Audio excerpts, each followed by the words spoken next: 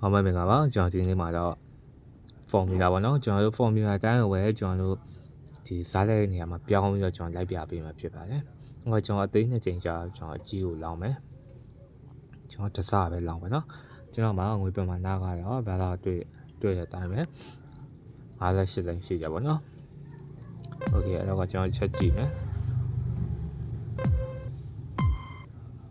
ဒါဆိုရင်ကျွန်တော်နိုင်ရနော်။ဟုတ်ပြီကျွန်တော်နိုင်တော့အသေးကိုပြန်လောင်းမယ်။အကြီးကြရင်အသေးလောင်းမယ်အသေးကြရင်ကြီးလောင်းမယ်။ formula ရိုးရှင်းနေပဲဒီတိုင်းပဲသွားပြီးတော့ကစားရမှာပါ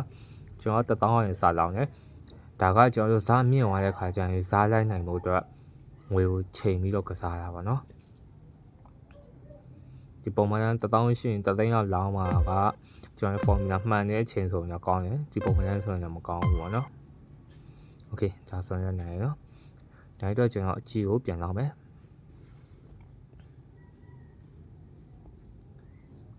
နိုင်နေရင်တစားစီပဲသွားရပါမယ်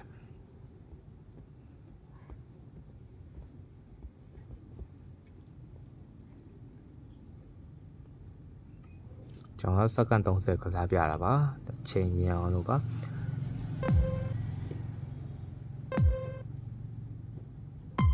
โอเคဒါဆိုရင်နိုင်ပါတယ်ဟုတ်ပြီကျွန်တော်အကြီးကြောက်ကျွန်တော်အသေးကိုလောင်းမယ်တစားပဲเนาะတမိနစ်ကကျွန်တော်ညဘက်ဒီမှာလိုက်ပြီးတော့ကစားလို့ရတယ်เนาะဘာသာအနေနဲ့ဒီစက္ကန့်30ကတော့ဒီကိုပိုင်ကစားမယ် formula တိုင်းကစားမယ်စက္ကန့်30လေးပဲကစားပြဒါဆိုရင်အဆင်ပြေပါတယ်ငါစက္ကန့်အောက်ရောက်ဝင်တော့လောင်းကြီးလောင်းလို့မရတော့ပါဘူးเนาะ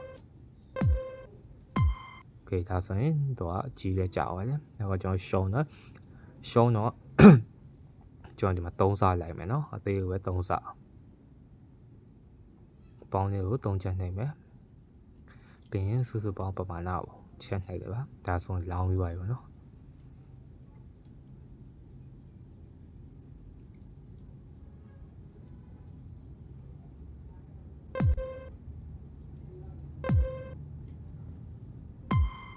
โอเคဟုတ်ပြီ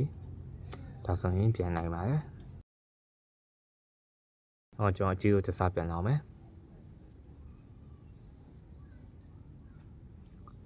နိုင်နေတစားပဲရှုံးရင်စားလိုက်ပြီးလောင်းရပါမယ်အခုဒီတစ်ခါမှာကျွန်တော် formula ကိုကျွန်တော်စားလိုက်တဲ့နေရာမှာကျွန်တော်ဘယ်လိုပုံစံမျိုးလေးပြောင်းပြီးလိုက်ရမယ်ဆိုတာလေးကိုကျွန်တော်ရှင်းပြပေးမယ်ပေါ့နော်ကိုယ်အရင်မရှုံးသေးလို့ပါโอเคဟုတ်ပြီနောက်ကကျွန်တော်နိုင်တယ်ကြီးကြတော့ကျွန်တော်အသေးကိုပြန်လောင်းမယ်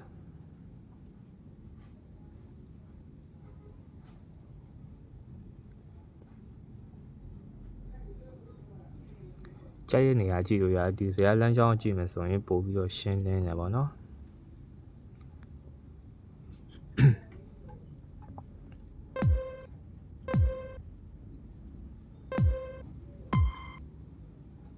ဒီမှာဆိုရင်ကျွန်တော်ရှုံးတော့ကျွန်တော်အသေးကို3စားလိုက်တာပါပဲအသေးကို3စား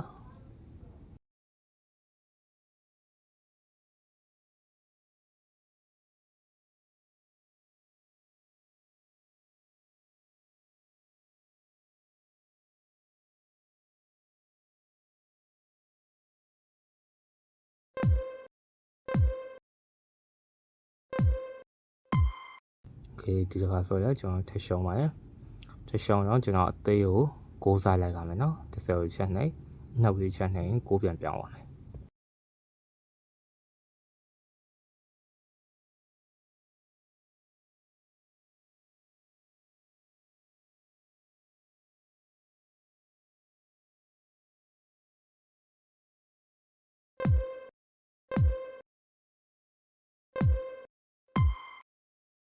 โอเคဒီမှာဆိုရင်ကျွန်တော်ထရှုံးတော့ကျွန်တော်တို့28စားထိကျွန်တော်လိုက်မယ်ဟုတ်ပြီဒါဆိုရင်ကျွန်တော်စုစုပေါင်းကျွန်တော်အကြီး4ချိန်ကြာတာเนาะအကြီး4ချိန်ကြာရတယ်ကျွန်တော်ဒီတစ်ခါမှထက်ရှုံးမယ်ဆိုရင်ကျွန်တော်အနေနဲ့ကကျွန်တော်အကြီးဘက်ကပဲလိုက်တော့မှာဗျသေးဘက်ကမလိုက်တော့ဘူးဘာလို့ဆိုတော့ကကျွန်တော်အကြီး4ချိန်ဒါအကြီး4ချိန်အကြီး5ချိန်လောက်ကြာမှာဆိုဒါအကြီးပဲကြာဖို့များလို့ပါကျွန်တော်ကြည့်မယ် โอเคဒါဆိုရင်ကျွန်တော်ရှုံးတယ်ရှုံးတော့ကျွန်တော်တို့အကြီးဘက်ကပဲပြန်လိုက်မယ်ဒါပေမဲ့လိုက်ရဆိုမှကျွန်တော်စားအောင်လည်းမရောပါဘူးเนาะကျွန်တော်ပြီးတော့29စားအခုက81စားကျွန်တော်လိုက်မယ်ကျွန်တော်ဒီမှာစုစုပေါင်းကြာထားတာကအကြီးက5ချိန်เนาะ5ချိန်ကြာထားတာဖြစ်တဲ့အတွက်ဒီထက်ထပ်လာမယ်ဆိုတော့ကျွန်တော်အကြီးပဲလာဖို့များပါပါပြီနောက်ကကျွန်တော်အကြီးဘက်ကနေပြီးစားတင်ပြီးလိုက်မယ်နိုင်မနိုင်အောင်တော့ချက်ကြည့်လိုက်ပါโอเคဒါဆိုရင်ကျွန်တော်နိုင်ပါပါပြီနော်15သိန်းပါဒီတော့ကျွန်တော်ထပ်လောင်းပြမယ်အကြီးပဲကြာကျွန်တော်အကြီးကိုပဲထပ်လောင်းမယ်နော်โอเคဒါဆိုရင်ကျွန်တော်မှန်တယ်ကျွန်တော် formula ရဲ့အလုပ်လုပ်တယ်ပေါ့နော်โอเคဆိုတော့ဒီတစ်ခါမှကျွန်တော်ထပ်ကြည့်မယ်โอเคဒါဆိုရင်ကျွန်တော်ထပ်နိုင်ပါတယ်